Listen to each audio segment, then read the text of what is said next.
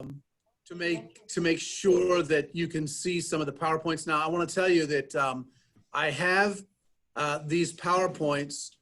I've got these in packets right around the room here, but we're going to send these to you. I'm not going to cover everything that's here, but I do want to just to be able to make sure that you've got some of these quotes. I'm going to move pretty quickly with it. And again, I've been teaching on historic classical Marxism as well as cultural Marxism for decades historically. But I want you to just, I think one of the important points for pastors and leaders is to recognize Marxism and Karl Marx. Obviously, Marxism existed long before anything had his name. In fact, its origin is pretty interesting. Karl Marx was raised as a Christian. When he was 17 years of age, he wrote, "Union with Christ could give an inner elevation, comfort in sorrow, calm trust, a heart susceptible to human love, everything noble and great, not for the sake of ambition or glory, but only for the sake of Christ." Interestingly, that as a Christian and as a teenager, he was a poet, and he would write about his dedication to Christ. Now, it becomes clear that it was not truly a conversion and a walk with the Lord. Just as Isaiah 14 prophesies about Lucifer, that he said in his heart, "I will ascend into heaven and exalt my throne." At 18 years of age, a cataclysmic event takes place in Karl Marx's life. We're not absolutely sure what happened, but he turned against God. And he said, "I wish to avenge myself against the one who rules above." Now, I don't have time to read through all of his poems. He wrote poems about Lucifer, about the devil, about evil. He was initiated into the Satanist church. And so I think the critical thing to recognize is that this is a spiritual war. The Marxist ideology comes from the Garden of Eden. It comes from the enemy himself. It is an ideology that doubts God, that comes against God. When we look at the structure of Christ's kingdom, Jesus made it clear that the kingdom of God moves from within the heart of the believer, then out to the family, then to the church and community, and then to the world. Jesus made it clear when he gave that analogy that you're the light of the world, but a city set on a hill can't be hid. So you can't light the world until you light the city. And then you don't put your light under a bushel in the house. If you don't light the house, you don't light the city. And then if you're not lit, you can't light any of them. It's a bottom-up, inside-out kingdom. The only kingdom in the world that's structured that way. Every other kingdom, secular-wise, is top-down, centralized from the top down. And that's the structure of the demonic kingdom. We see it in Ephesians, that he's the prince of the power of the air. That then when we go into chapter 6, we find that he's the head over principalities. That's the Greek word for rulers of nations. Then he's then over powers. That's the Greek word for the rulers of cities.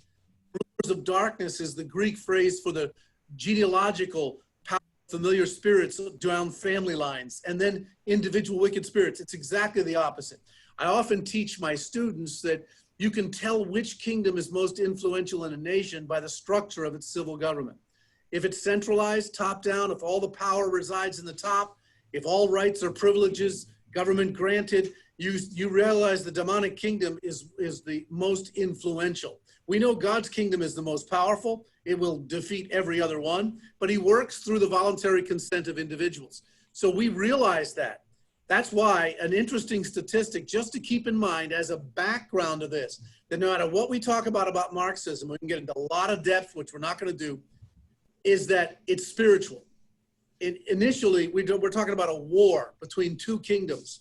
And it's important to note that 95 to 97% of every nation in the civilized world has a form of tyranny and top-down authority.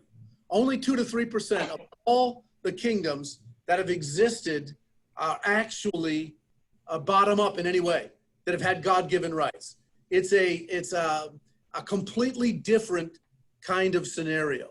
And so for us to recognize this, when you see a nation like the United States, which has actually been structured, or at least had a measure, no nation is perfect, of the kingdom of God's influence, we recognize how unique that is. So we're a target. This nation is a target. Other nations that have had that kind of government, or at least some kind of measure of of looking at this, we realize how unique it actually is. So as I advance these slides now, I want to just go through some basic ideology, basic ideas, so you can see some of the structure and some of the things we're working with. And I'm having some help here. So sorry. I'm trying to That's okay. as fast as possible. Yeah. And then if we get this done, we'll move pretty quickly here. But with this, let me just move right on, because in dealing with this, we look at when Marx met Friedrich Engels. You see, the Communist Manifesto was written as a co-author of both Karl Marx and Friedrich Engels. And we recognize that soon after 18, he joined the Satanist Church. He's initiated in the Satanist Church. We're not positive. The Satanist Church was very secretive back then, and therefore it's hard for us to identify exactly when and where it happened. But just to give you a quick synopsis, Karl Marx had 7 children. He never took care of his own family. He had totally abandoned his family. 3 died of malnutrition, living in poverty. 2 daughters, a son-in-law committed suicide. His wife was a leading socialist in the day, and their house was absolutely a pigsty. People who would go in there, he just, and he never worked. He wrote his articles and whatnot, but he lived off the wealth of Engels. He, first of all, he ate his own inheritance out from his father. His father was very wealthy, an attorney, and so Karl Marx's own personal life was a lot in shambles, as you might imagine, with his rebellion and anger. There's a deep-seated spiritual hatred of God that embeds individuals that get high up. And then there are many organizations that feed into this. It's not just a Marxist thing. Friedrich Engels had the same kind of history as Marx. He was raised as a Christian. But when he met Marx, he said, he's the monster possessed by 10,000 devils. Isn't that an interesting thing? You meet someone, and that's how you describe them. Pretty amazing. They wrote they wrote this together, that communism, which of course was a word that was used later, communism abolishes eternal truths, and it abolishes all religion and all morality. And the goals were very, very clear and very satanic. Now, when you come to defining Marxism, I use a phrase here. When you look at the original teachings of Karl Marx, he basically wanted to remove all authoritarian obstacles so that the metamorphic change, these aren't his words now, can bring humanity into greater harmony. He said this, that nature itself, since he rejected God, he said nature itself is kind of perfect. It can produce utopia on its own. Our problems are parents who inhibit the utopia in their children. The problems are church leaders who say there's an absolute right and wrong, and that inhibits the creativity of people. You have the problem with employers who own businesses. They should never own their business, Marx said, because that's part of the problem. They're inhibiting the creativity of their workers, whereas the workers should be the ones who can create anything they want to create. Well, anybody in business knows you won't have a business. You'll go out of business. But the point is, and Marx did. So the point is that you realize it. So when he wrote his Communist Manifesto in 1848, and it's in the month of February, when he did that, this was the opening line of the Communist Manifesto, because it's very, very revelational of the spiritual war. The history of all hitherto existing society is the history of class struggles. Freeman and slave, patrician and plebeian, lord and serf, guildmaster and journeyman. Now he would later go on and say parent and child, employer, employee. In a word, oppressor and oppressed stood in constant opposition to one another, carried on an uninterrupted, now hidden, now open fight, a fight that each time ended either in a revolutionary reconstitution of society at large, or in the common ruin of the contending classes. Society as a whole is more and more splitting up into 2 great hostile camps, into 2 great classes directly facing each other, the bourgeoisie and the proletariat. The bourgeoisie for the ruling class, the proletariat for the individuals who have been victimized. So it's important to realize there's a premise, a presupposition when you talk to someone who's been trained in Marxism. Now listen, I'm talking at the leader level, not the street level. The street level, the average person that shows up at a protest has no clue what Marxism is. And they have no idea what the leaders intend. But the idea is, so they're very innocent. You can't assume that people know this. But you see, it's built on conflict. It's a shock sometimes for us to see that there's this underlying premise, but it goes back to spirituality. It's an underlying premise that God is a bad authoritarian God who has made rules in the universe that inhibit people. Now think of the Garden of Eden. It goes right back there. It goes right back to Satan saying, hey, you don't understand. God is ripping you off. You will know good and evil, and if you'll become like God. It's a philosophy and a theology that's far deeper than economics. It's not merely an economic theory. When you go to the dialectic and the method of Marxism, you realize that these theories get quickly put in. Now later on, Marx didn't come up with this directly. Of course, he was a student of Hegel and the philosophy of Hegel. And this goes back into some real depth historically. But it comes down to three things. There's a thesis, a premise, any place that you start, whatever you think is true. Then Marx said there's always an antithesis. Now he said in nature it's the same way. It's the pressure inside the cocoon that does the metamorphosis that forms a caterpillar to a butterfly. And that this pressure of opposites. Now see, we look at it and say God's the God of design. God's harmonious. God brings forth great things. It's sin that produces this. Well, Marx had a real anathema to sin for obvious reasons. So you have a premise and you have an anti-premise. And then you merge two opposing ideas, you force them together, and you have progress. So you've got a thesis, antithesis. That's why he says no change that is positive can happen in society without conflict, without clash, without revolution, and without causing two opposing forces to be forced into synthesis.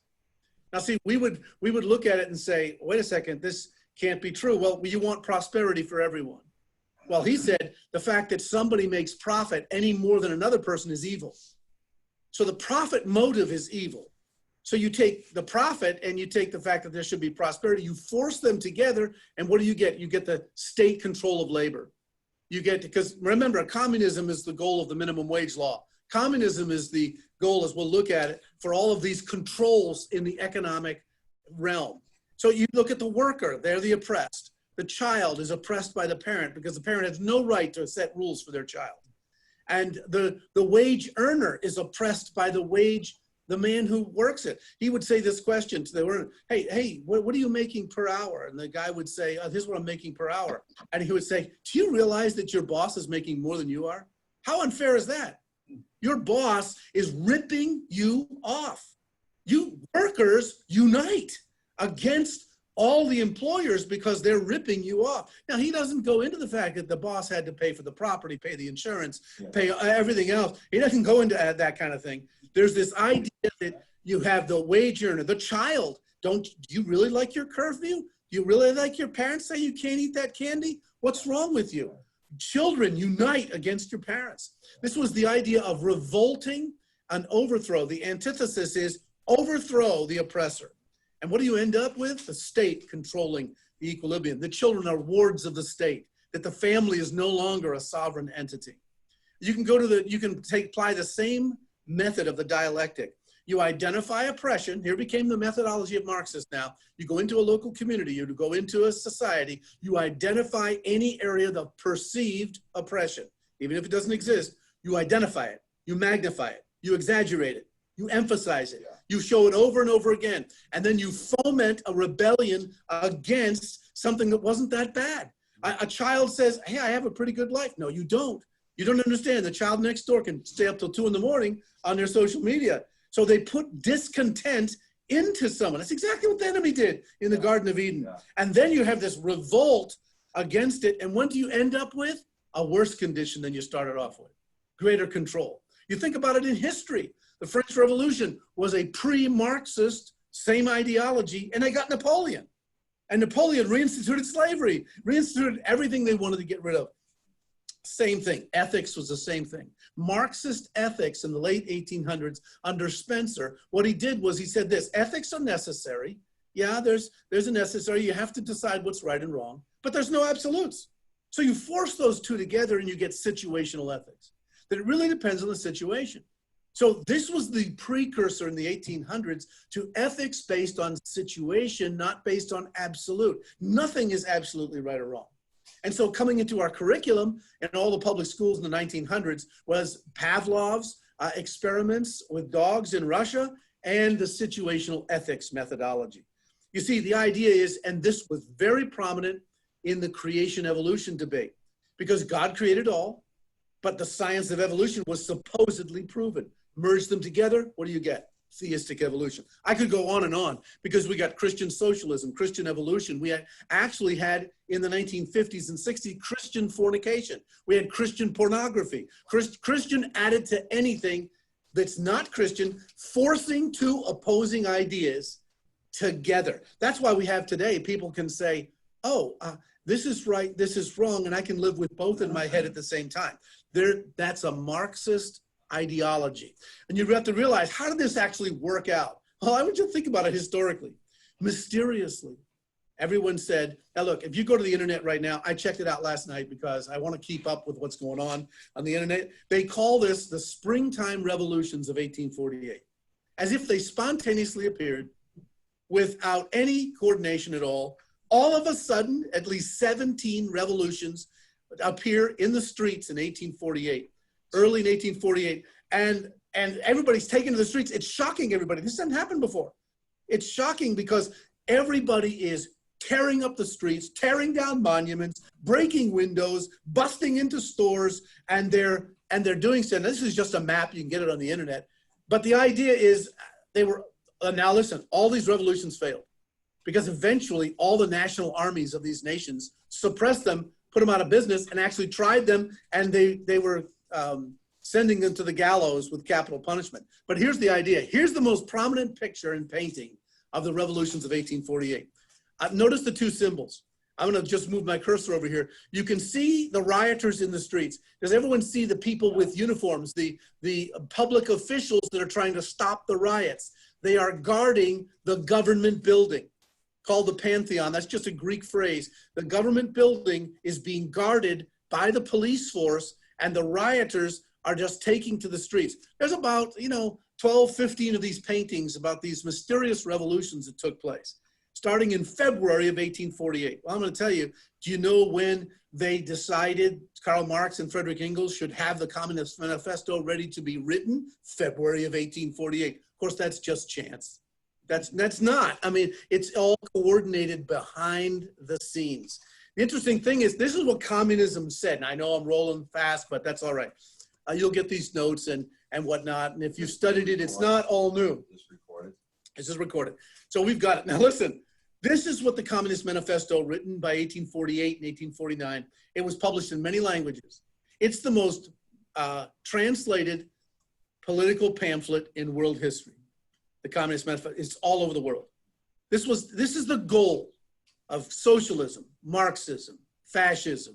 This is the goal. Number one, abolish all private property so that nobody owns any property. Well, then who owns it? The state. Number two, get a heavy progressive graduated income tax. See, most people, they say to me in American history, oh, we already had that. No, we didn't. We didn't have the income tax till the 1940s. There was no such thing as income tax in America.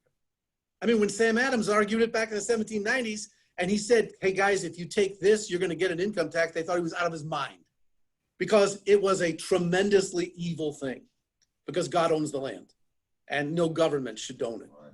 So therefore, an abolition of all rights of inheritance. You know what that is? The abolition of the family. That means the family no longer has a dynasty, no longer can pass things down to their children. Confiscation of property of all immigrants and rebels. It's just an excuse to do that. Centralization of credit in the hands of the state by means of a national bank, state capital, an exclusive monopoly, so that the state has an exclusive monopoly on it. Centralize the means of communication. That meant that the state should take over the phone industry, the industries of utilities, and all other, because they were all privately owned in the 1940s in America, in the hands of the state. The seventh one, this is all from the Communist Manifesto. Extension of factories, instruments of production owned by the state. Equal liability of all to work, meaning you basically all end up working for the state. A combination of agriculture with manufacturing industries, gradual abolition of all distinction between town and county and country. So all national borders are going to be dissolved. Free education for all children in public schools. See, there were no such things as government schools until the 1830s and 40s. And the government schools paid for with taxation means the government sets the curriculum. Initially, that didn't take place. But 30 or 40 years, one year generation later, the education of the children, because they recognize this. If we can't train the next generation in these ideologies, we'll lose. It'll only be a one generational movement. So they thought ahead. They have been very, very strategic. And when I say they, that doesn't mean they're all connected. But the interesting thing to recognize is that there's stages in Marxism. This is how it's kind of come about. You had the classic Marxism and socialism and communism. That's the 19th century. That's Karl Marx. Revolt against the authority, overthrow it, and the state gains control. But then they realized that wasn't working. All those revolutions got squelched. The national armies came in and put them all down. Okay, how are we going to do this with more stealth? So Gramsci was an Italian philosopher, and he said, let's do it subtly. Let's disguise our methods. We can't just go in the street and start bashing everything down. People are going to revolt against that. What we have to do is get the minds of people. Yeah. So let's control the media, the political parties, and the leaders. Get them to adopt a goal. Wouldn't you like to have unlimited power? Why do you have to keep going back to the ballot box anyway? Why do you need to do this? So we're going to promise to liberate people from perceived injustice. And they began to do code words. Political correctness is a code word. White privilege, systemic racism. Those are all code words, some today, but there were a lot of them back then. And the Frankfurt School brought this, that if you can influence upcoming generations, as one of them put it this way, what can the church do with their little Sunday schools and their preaching on Sundays if we get the minds of all their children in the government school system? If we get their minds and we train them, well, we're going to get them. And that's why Lenin and that's why Stalin said this, we're going to bury you, but we're not going to bury you from the outside in. You will bury yourself from within. They made it clear that the influence and the methodology was going to change. Now listen, I'm not just a rabid guy that talks about all the evil that's going on in the world. I don't recognize that, but I'll tell you this. I do have a lot of things in my library that I try to stay up on. I found this book. It's The Soviet Art of Brainwashing. That was written in the early before 1936, before World War II. And it was obtained by a former communist who didn't want it to get in anyone else's hands. But I want you to understand, this was their goals. This is things are written. Look at what they said. The art and science is asserting and maintaining dominion over the thoughts and loyalties of individuals, officers, bureaus, masses, and the effecting of the conquest of enemy nations through mental healing. They said, man is an animal. He's an animal which has been given a civilized veneer. Man is a collective animal grouped together for his protection before the threat of the environment. The masses must believe that only excessive taxation of the rich can relieve them from the burdensome leisure class. See, that's code words for Marxism.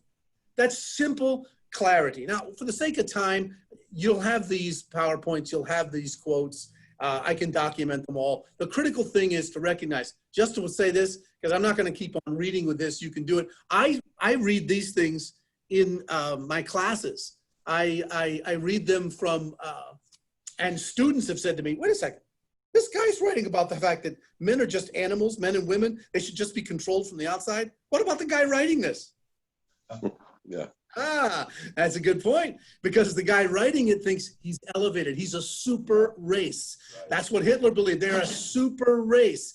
And all they did was, there was all this tension in Germany between the Jews and others because of some of the statements when Luther had gone senile before he died and everything else, blaming the Jews when that was not Martin Luther's original philosophy and all that kind of stuff. And all they did was capitalize on the oppressor deal. Do you follow me? That's all it was. And yet 6 million people died as a result of it. So the thing is, I just want you to know that the whole idea of man being property of the state was written about at the time of our founding. It's written and documented by historians. It's nothing new. Long before Marxism, it was called the pagan view of government. Was that the idea was that the political fabric, that man was the only of value as he formed a part of the political fabric, was able to contribute to its use, as though the end was to aggrandize the state. See, this is an historian talking about what was going on in the 1700s. So you see, it is not something that is brand new. It's not something that we just say, okay, this is all something that is historic with no practical relevance. I think you can see at least clearly here. I could go into more documentation on the dialectic method because that became the method of teaching and learning in the 1920s and 30s. And it produced true-false exams, multiple choice, a way to give stimulus without having to think about things. And I could go on and on. As I'm an educator, that's where I was trained. But also, let me tell you this. The key thing to recognize today is we're in a spiritual war here. It goes very deep. There's a coordination, at least spiritually. I have uncovered several key documents that I see today, and I want to just read one to close that you should be aware of. It's now out. It's I can include this if it's needed, but this is the Revolutionary Abolitionist Movement. This is a modern document. It's 10 planks, and this is what they say. I just want to show you that this is an organization coordinating, or at least working with, so we know, with Antifa and with some of the other organizations and the leaders. Number one, liberation needs to be won by any means necessary. Number two, we'll destroy the state, the police, the military, corporations, and all those who run the American plantation. Number three, we will live with dignity in a world without prisons. Number four, systems of punishment will be abolished. There'll be no law to enforce and no money to protect. 5, revolutionary justice will be determined by those who are oppressed. Number 6, there'll be no government, no personal group will have power over another. Number 7, communities will make decisions about how they live and will make sure that everyone has everything they need for a dignified life. Number 8, land is not property, it is alive, communal, and must be protected. Number 9, alongside international comrades, we will destroy every border for the free movement of people everywhere. And number 10, militant networks will defend our revolutionary communities, for liberation begins when America dies.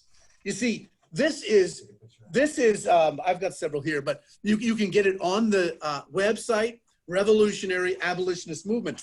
I'm not making this stuff up, but I can tell you this. What we have to realize as believers, I'm going to conclude with this. What we need to realize is this: we're in a spiritual war.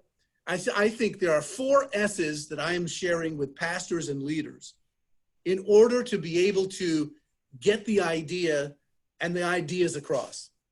My face just went dark. What happened? Okay, but I'm looking at this. Oh, there it is. Neil's telling me it's time to stop. Okay, 4.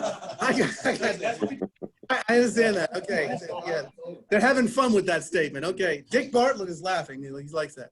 But here's the 4 S's that I look at. Number 1, we have to realize we're in a spiritual war. This is serious. Whether you think anyone else is serious, the devil's serious. He wants the whole world. We know that. Top down, total, no rights. Number 2, and therefore I believe we need to up our prayer life, up corporate prayer, corporate unity, up the power of God. We're going to be moving in that. It's going to be needed. Number 2, strategic unity, not just unity. I think it's strategic. Churches and locales need to recognize and come together in greater strategy, not just for prayer. And to recognize families need to come together and say, listen, if this has been going on, how am I going to educate my children? How am I going to influence my grandchildren? What decisions do I make today to stop this trend? What do I do from here? Where do I go from here? Strategic unity with the community. I think we need to build relationships with public leaders, leaders who are willing to meet with pastors and discuss it. Number 3, to serve. Strategically serve our communities. Serve them, to serve our towns, our neighborhoods. I make it a practice to try to reach every one of my neighbors, to talk to them in some way, keep contact with them. Live closest with me, in my town, in my leaders. But the critical aspect is to serve in key positions in the community, to bless people. Because you see, people need to recognize it's the church that loves. Governments don't love. Programs don't love. People love. And that's a key thing. And then, of course, 4th, stand. We're going to have to stand. We're going to have to stand when it comes to our front door, but we're going to have to stand in ways where we're going to stand with our community. I've had this vision. I'll just close with this. I had this vision. I woke up in the middle of the night. I was praying for the region and the area, and I just made a presentation like this. And I was saying, hey, God, I had this idea of or thought in my mind. I had this picture of about 25 churches, about 150, 250 people going down the street. Like you see this all the time, just singing the blessing song. Going down the street and just blessing every shop owner, blessing every store owner.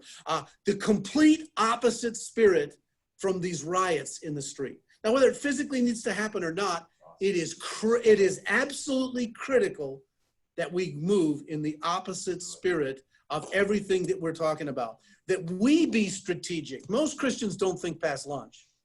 And many churches don't think past their present situation. We need to recognize we're in this for the long haul. God wants us to have a multi-generational vision. This is something that's imperative if we're going to really make a dent. So this is scratching the surface. I know I go like a house of fire, but I can tell you that I believe God has us for a strategic moment right now that we can see a measure of the kingdom of God. God always uses ambush. He lures the enemy in, the enemy overplays his cards, and God moves in power. And I believe we're about to see a massive awakening, but we need to be prepared like others. I've talked to people in international foreign countries where they went to me and said, Paul, we prayed for revival for 40 years. I'm thinking of a third world country now I've been in many times. And I said, but we were not prepared to get our prayers answered. I never forgot that phrase. Not prepared, because all of a sudden it happened so fast. We had the keys to the city. We had the keys to the education system, and we were not thinking ahead. We did not know how we were supposed to influence the town, and so we lost the opportunity. May we not lose the opportunity that's coming our way.